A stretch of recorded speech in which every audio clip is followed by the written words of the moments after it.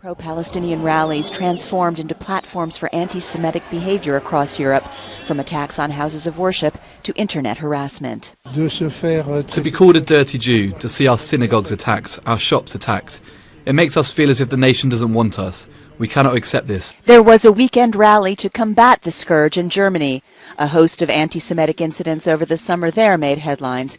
It's a particularly sensitive issue in Germany, and it brought the Chancellor out to speak. I do not accept any kind of anti-Semitic message or attacks at all, not least the ones that were recently at the pro-Palestinian demonstrations, disguised as alleged criticism of the policy of the State of Israel. But in fact, they were only an expression of hatred of the Jewish people. Anti-Semitism generally has been building in Europe since the attacks of 9/11.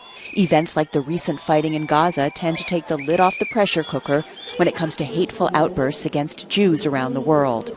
In Britain, there were 204 anti-Semitic incidents for the month of July. That's the second highest number ever recorded. Here in the UK, primarily it's been non-violent, which is a good thing, but it's been bad enough. Many, many examples of verbal abuse at Jews in the street, in supermarkets and other places. Typically being called child murderers, or being called Nazis, or being told that Hitler was right.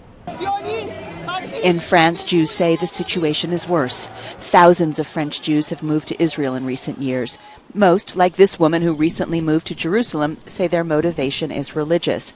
But they also say the situation has become untenable in France. When I went out with my boys, I didn't want them to wear a yarmulke because it was like dangerous. And once I was in the garden in the park with my kids, and there were another kids who said to my boy, the park is forbidden for Jews.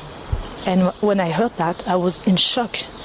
It is the combination of the rise of European right-wing parties and the rise in lone wolf jihadi attacks like the fatal shooting at the Jewish Museum in Brussels in May that gives anti-Semitism its 21st century face in Europe.